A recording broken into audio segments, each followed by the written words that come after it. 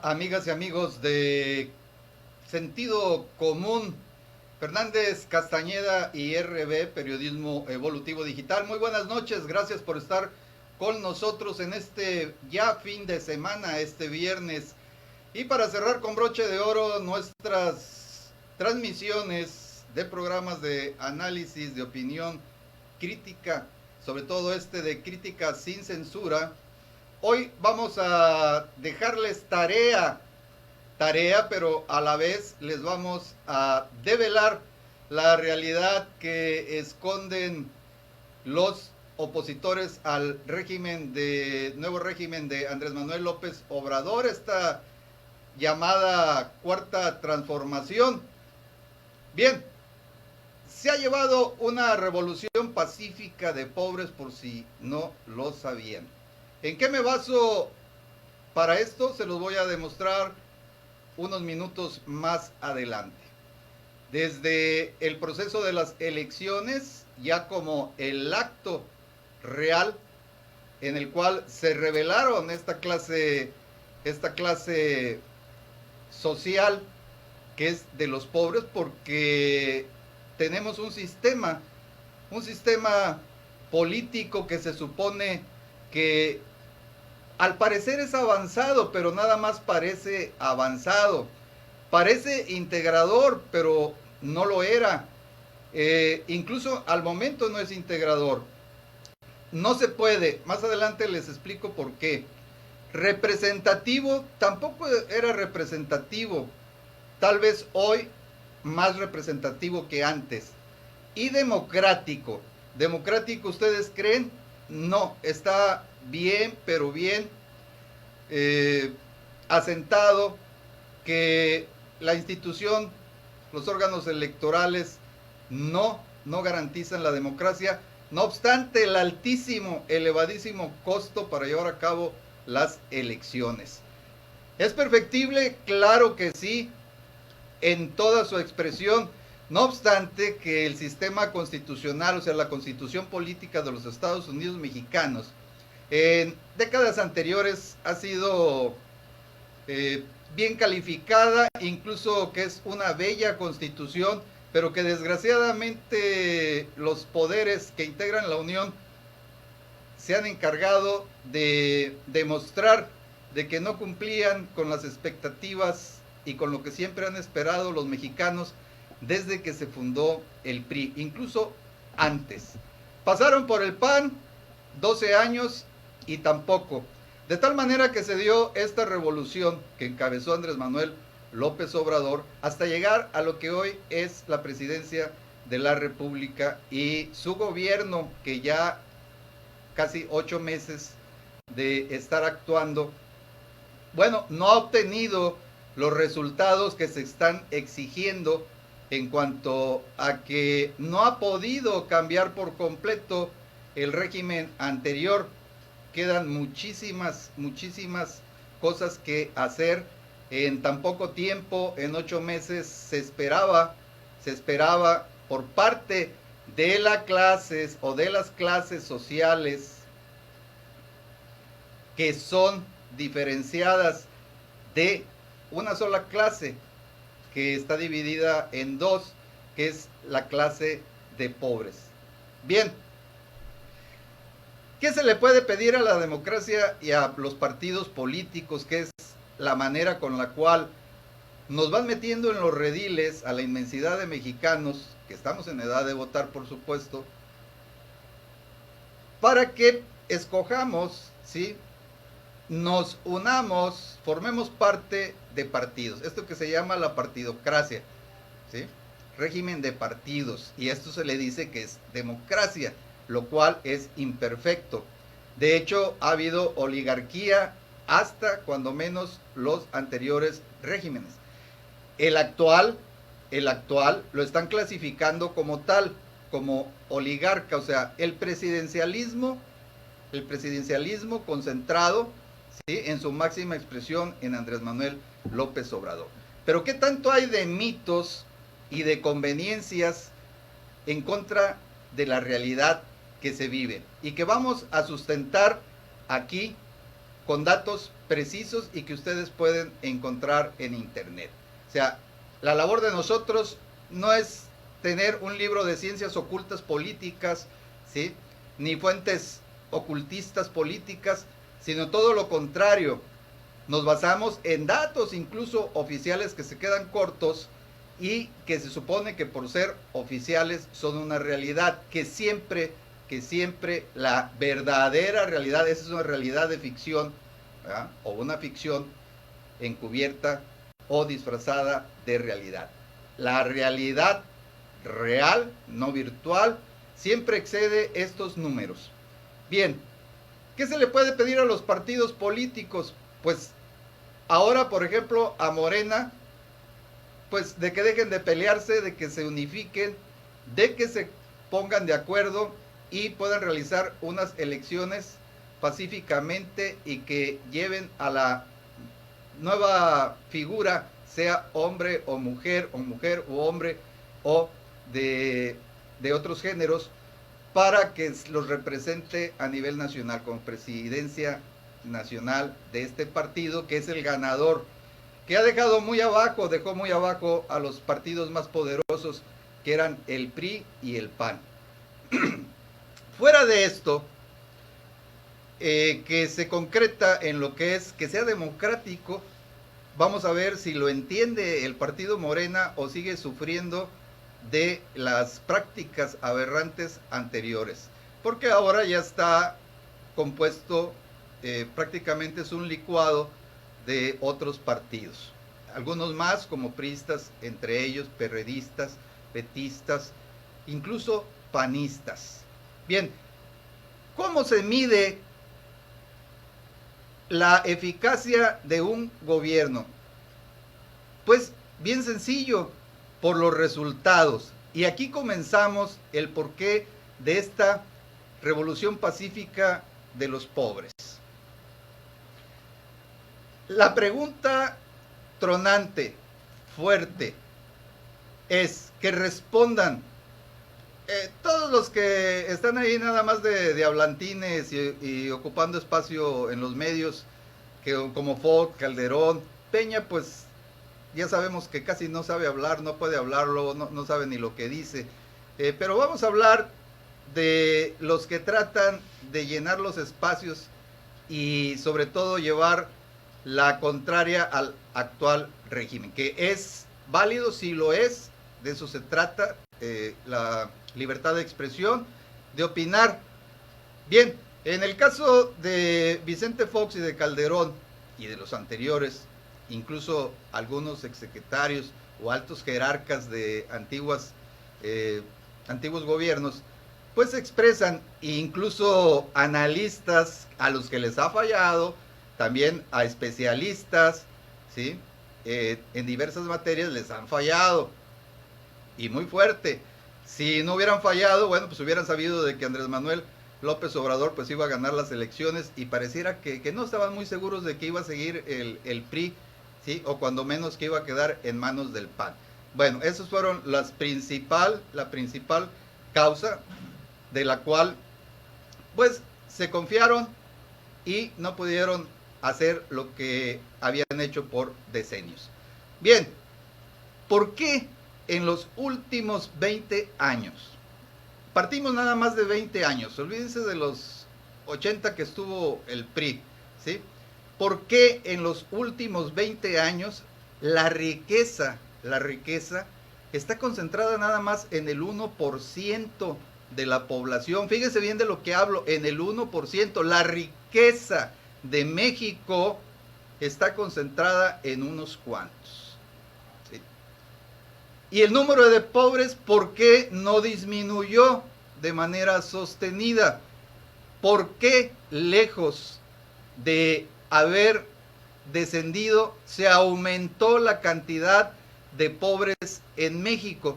Bueno, notarán aquí muy claramente de que si se concentra en el 1% de la población la riqueza, que antes era en el 1.5, bueno, lo que viene a suceder es que en esta parte los pobres aumentaron su pobreza. O sea, hay más pobres y algunos pobres pasaron a ser de pobres a pobres extremos, ¿sí? A la pobreza extrema. Bien, esto es el resultado que nadie de los que defienden a los anteriores regímenes pueden contestar, porque simplemente no tienen sustento para ello. Se supone que los gobiernos son para distribuir mejor la riqueza y aumentar la capacidad de bienestar de todos sus gobernados. Pero este sistema lo implementó el Partido Revolucionario Institucional para que fuera así. Parecía estar con los pobres, pero no lo era. Finalmente, ¿por qué digo que pobres me estarán reclamando ahí? Oye, espérate, yo soy rico y también estoy con Obrador, soy de ese 1% o soy del otro tanto por ciento, ¿sí?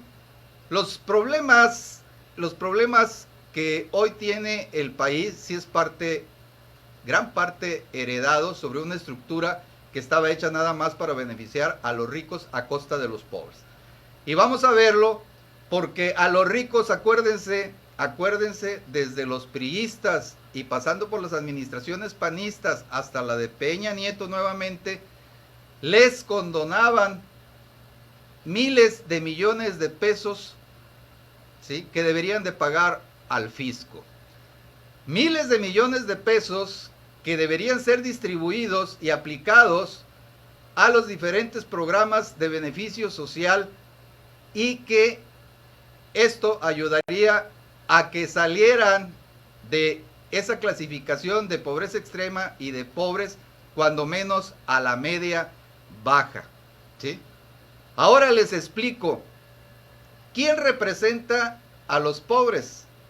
Bueno, está bien claro, lo ha dicho en múltiples ocasiones, en sus mañaneras y en cualquier otro medio, de que la prioridad de este gobierno es los pobres. ¿Mediante qué? Mediante la austeridad, que no les gusta porque había dispendio. O sea, las demás clases, el porcentaje que les voy a presentar, estaban acostumbrados pues a que les llegara el dinero fácil, de manera incluso corrupta, y gozaban de impunidad. Bueno, hasta el momento, porque el poder judicial está corrompido totalmente y sigue sirviendo no a esta cuarta transformación, sino a los anteriores regímenes, que los llevaron a esos cargos anteriormente. Son pocos los que se han relevado, y a eso se debe esta situación de los casos, por ejemplo, de Duarte y los que están en trámite, que si les quitan, que no les quitan, que les devuelven, que los amparan, que siempre no, y ahí estamos. Bien, ¿en dónde está el problema? Los problemas que de manera cotidiana se manifiestan con los gobernantes y representantes populares, pues de que estaban apegados al anterior sistema, vivían de él, y eran muchos. Ahora lo vamos a ver y lo vamos a comprobar. Si usted no lo sabía, aquí en este momento lo va a saber y lo va a entender.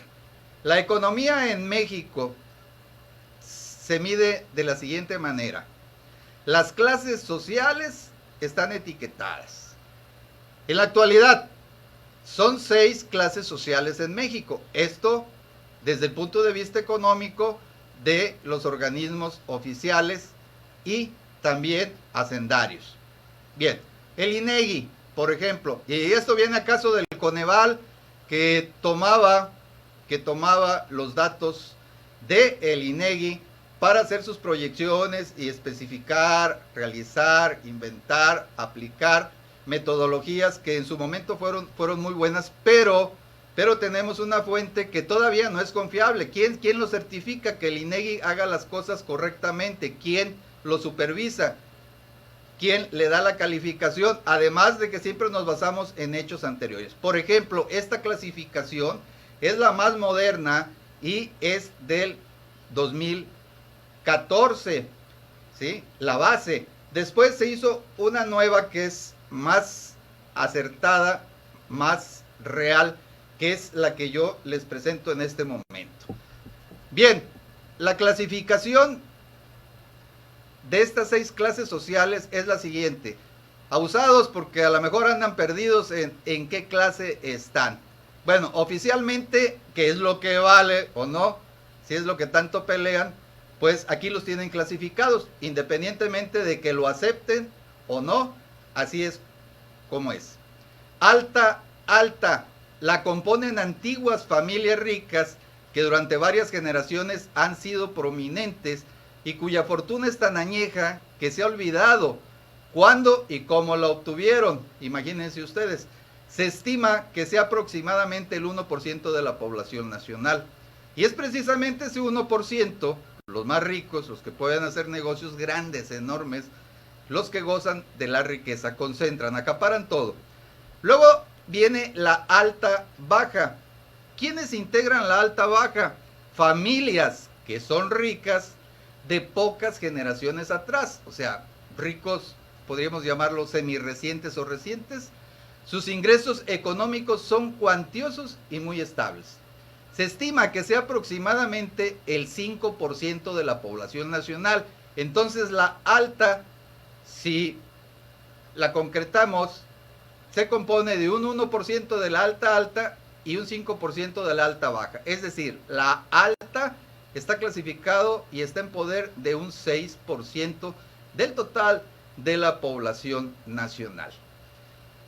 Muchos decíamos que había desaparecido la clase media.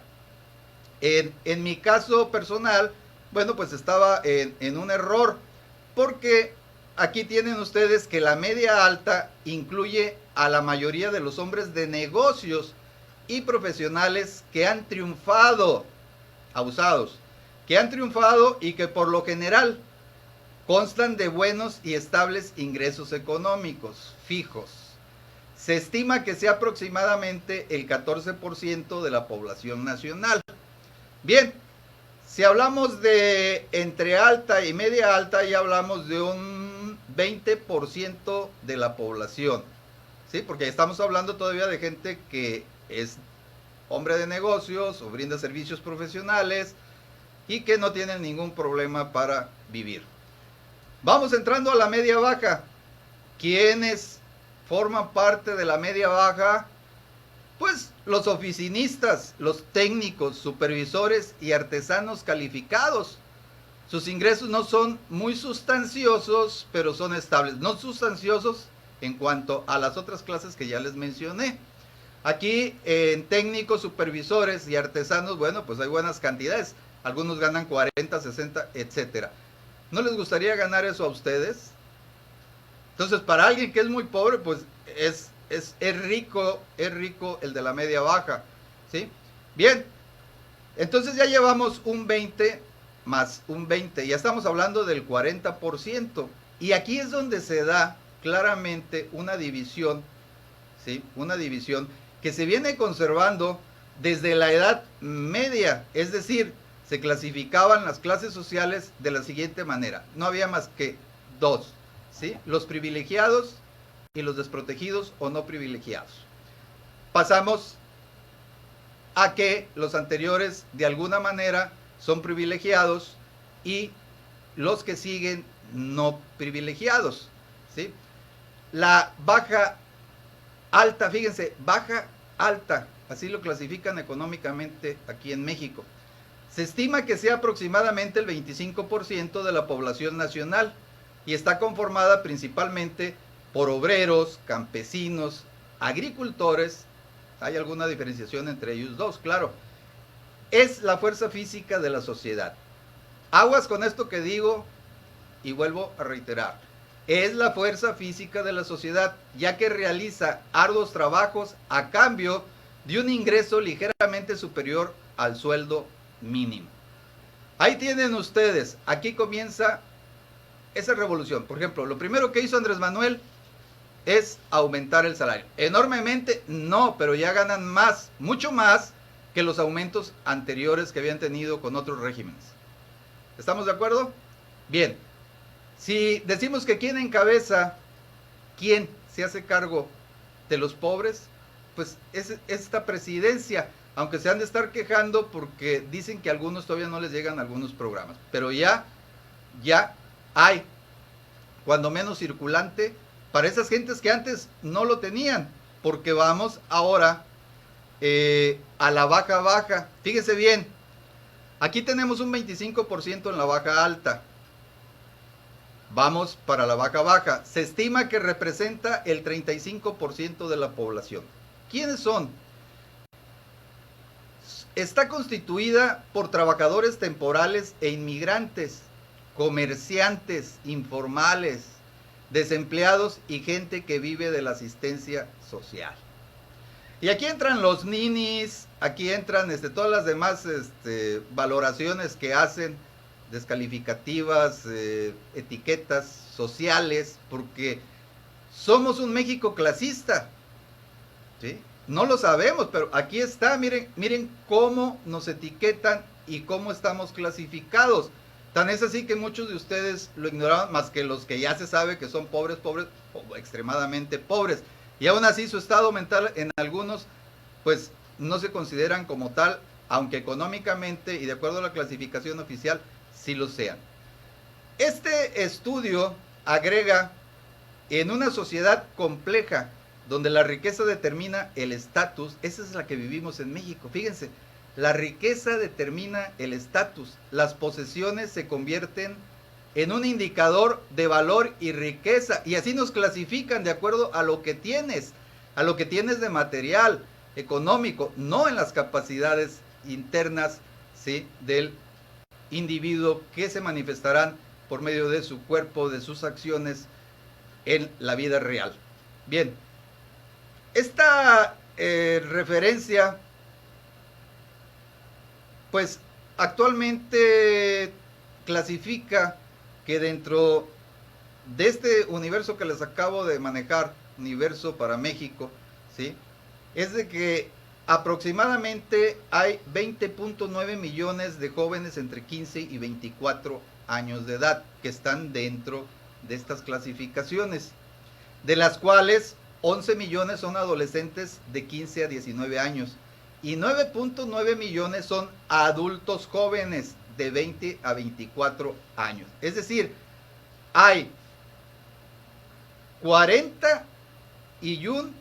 casi 42 millones de jóvenes. 42 millones de jóvenes en México. Ahora entienden por qué la prioridad y por qué el interés de Andrés Manuel de apoyar a los jóvenes. Es cosa que no se los van a decir, ¿sí?, los de los antiguos regímenes. Yo me hago a un lado acerca de lo que es la clasificación de si son neoliberales o no.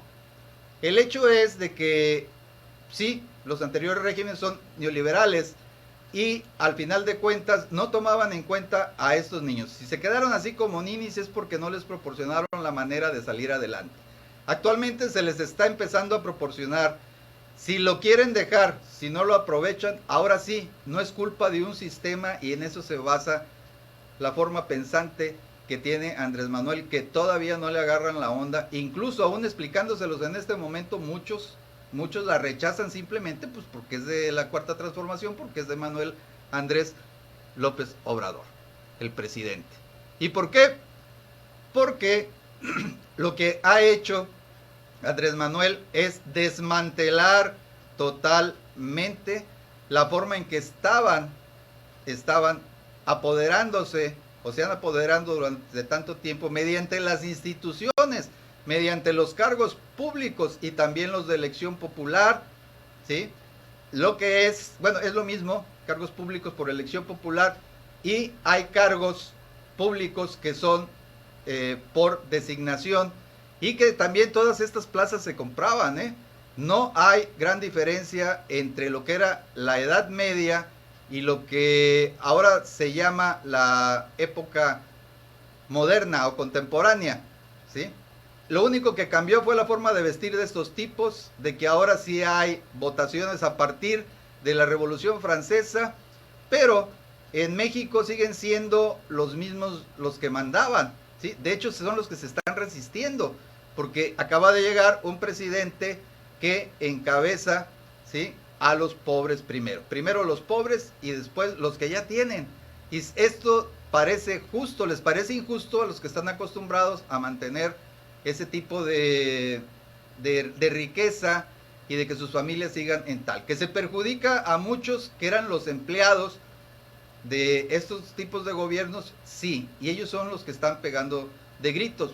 Bueno, tienen que sobrevivir, pero ya no igual. Lo que llega a sentar Andrés Manuel es de que ya nada va a ser igual y que en diciembre termina de desmantelar este sistema. Golpes fuertes que ha dado es, por ejemplo, lo de las grandes obras, el famoso aeropuerto, que prometieron desde Fox y también Calderón, incluso Peña Nieto, y nunca se hizo. Ahora que estaba en construcción, a raíz de Peña Nieto, lo que llega a ser Andrés Manuel realmente, para que lo entiendan, es sí, nada más que bajo estas nuevas normas, ya no te vas a ganar lo que te ganabas antes con Peña, por ejemplo, ¿sí? Va a ser de esta manera. Ahí empiezan a mover los ricos, esos del 1%, incluidos algunos del siguiente 5%, porque les está afectando, ya invirtieron. Bueno, con razón o no, para efectos futuros, de si tuvo la razón o no Andrés Manuel en cuanto a lo que significa la naturaleza de tener un aeropuerto, ya lo veremos. Pero por lo pronto, si cuesta o no cuesta más, qué se perdió y qué no se perdió, pues hay muchos miles de millones de dólares que se perdieron durante las otras administraciones y que no llegaban a la gente que necesitaba. De hecho, ustedes, nosotros pudimos ascender en esta escala a la que nos tienen condenados económicamente y clasificados, pudimos ascender, pero no nos lo permitieron porque hay que concentrarlo entre el primer 1% y el siguiente 5%. Y bueno, ¿quiénes le sirven a ese 6%? Los de abajo, el 25%, que juntos dan el 40%. ¿Hacen ustedes alguna comparación con las votaciones, esos 30 millones y cacho que votaron por Andrés Manuel? Tomando en cuenta que la mitad de la población de México, un poquito menos de la mitad, no participó, no votó por las causas que sean. Entonces es justificable ese 30% de votación en favor de quien encabeza el movimiento a favor de los pobres de México, Andrés Manuel López Obrador. Claro que no, claro que no les gusta, aclaro, a los otros. ¿Por qué? Porque los están desplazando. Ahora van a ganar más y van a ascender en la escala de esos extremos pobres a pobres, ¿sí? A lo que es la media baja, la media alta. Y eso no les conviene porque a su vez es inversamente casi proporcional de que los otros bajen, puesto que ya no están asalariados, puesto que ya no están trabajando para esos regímenes anteriores. Este es el cambio, esta es la revolución que se está dando y a la cual se están encontrando oposiciones muy claras, muy fuertes por parte de los que están siendo perjudicados, que ya saquearon a México, ya se enriquecieron con México, ahora que guarden su dinero, que lo empleen mejor, porque ya no se puede de la misma manera. Se están integrando, ustedes oyen por ahí que Salinas Pliego, que Azcárraga, que Slim a lo mejor andan por ahí todavía en negocios, que van a proveer internet, que por qué ganar. Bueno, nada más que ahora con las normas que está implementando Andrés Manuel López Obrador. Es así de sencillo. ¿Y por qué lo aceptan? Porque no les queda de otra, ¿sí? Están buscando de alguna manera sobrevivir con el nuevo régimen. Si no, ya se hubieran ido. Saben que afuera, a pesar de haber gente tan rica como Slim, pues es más razonable, y tengan por seguro, porque así ha hecho su dinero, de que tiene la inteligencia para entender de que aquellos fueron otros tiempos. Ya están cayendo en la realidad de que estos son otros tiempos. Sí, estoy muy consciente de que sin muchos resultados para la expectativa que se quería de ya chasquear los dedos, ¿sí? Una mirada, una seña y ya está todo arreglado como por arte de magia. Lo que marca la diferencia, insisto, son el crecimiento de pobres en el país y la disminución de ricos, es decir, hubo menos ricos, pero más ricos. Esto es lo que realmente se está peleando. Finalmente, ¿de qué se trata realmente esto? Pues de una lucha de clases sociales, como lo estamos diciendo, pero además bien dividida, de la media baja hacia arriba y de lo que es la baja alta a la baja baja. De esta manera se trata de compensar de que no hubo una correcta distribución de la riqueza en México.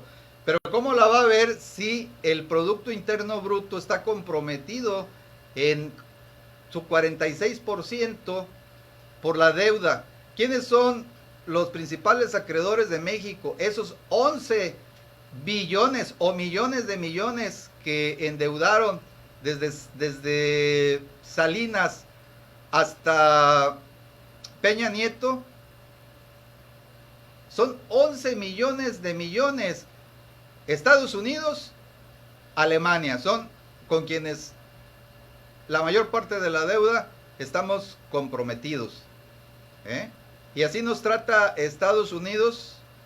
Bueno, por lo mismo, porque le debemos y le debemos bastante. No así Alemania, a un perfil más bajo. Los arreglos son de un tipo no agresivo, de bajo perfil, que son casi imperceptibles realmente. ¿Por qué esto no lo manejan? ¿Por qué esto no lo dicen quienes están criticando, ¿sí?, al actual régimen? Pues porque no les conviene. Automáticamente, ¿dónde se ponen? Es cierto lo que dice Andrés Manuel, ¿sí? Estás de un lado o estás de otro. ¿Estás con la Cuarta Transformación o no le estás? Y bueno, las respuestas de gobierno, ¿sí?, van siendo muy claras también en este aspecto. Ya vimos que muchos ricos de ese 1% de la alta, pues son los que andan huyendo o que se les está investigando. Estos son claros mensajes del actual régimen presidencial en México, de Andrés Manuel López Obrador, para esa clase que sigue insistiendo en seguir acaparando todos los beneficios y seguir dejando la carga fiscal, ¿sí?, a los de abajo, mientras que ellos les condonan. Esta es la realidad que se vive. Si no se tiene un panorama claro, lo acaban ustedes de adquirir.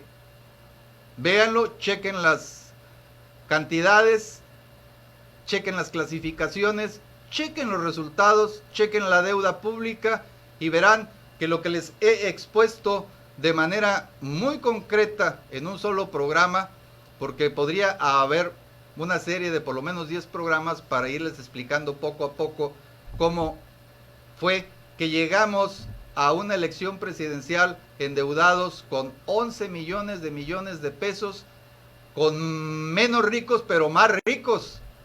Fue menos la cantidad de ricos, pero más la cantidad de dinero que se llevaron a la bolsa.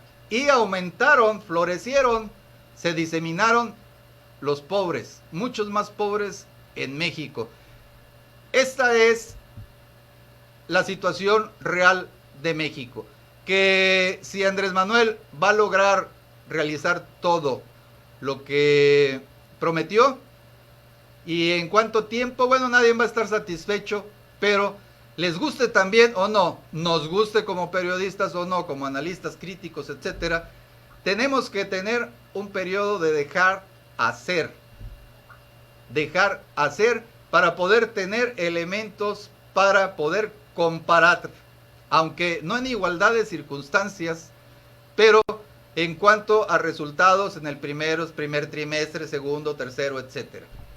Esto es a lo que tenemos que enfrentarnos, y como decía mi finado compadre, que en paz descanse y a quien quiero mucho, ¿sí?, el licenciado José Luis García Courrech, es una realidad que tienes que afrontar. Es decir, tomar al toro por los cuernos y sin armas. enfrentarte a algo que no estabas preparado, que creías que era de otra manera.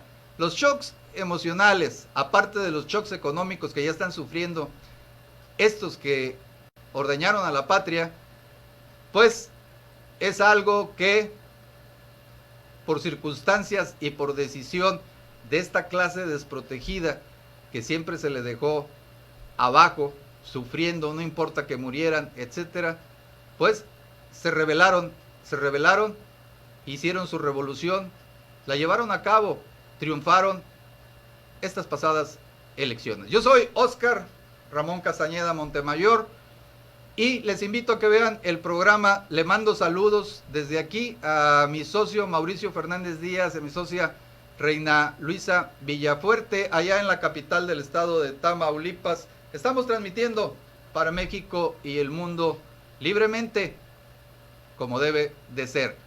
Vean su programa el día de mañana a las 9:30 de la noche, aquí en la página de Sentido Común. Ya saben que también si quieren ver todo lo que es la videoteca de nuestra empresa Sentido Común, Fernández Castañeda, ¿sí?, y RB, pueden ustedes acudir a nuestro canal de YouTube, que es sentidocomún.tv. Por ahí está también en Twitter, paparazzi con doble Z 35, arroba al comienzo, por supuesto, y nuestras distintas páginas en Facebook como esta de Sentido Común y muchas otras más. Les doy las gracias, tengan un excelente fin de semana en compañía de quienes ustedes quieran y donde quieran. Un abrazo, los queremos mucho y por lo menos conmigo hasta el próximo lunes, si Dios lo permite. ¡Feliz fin de semana!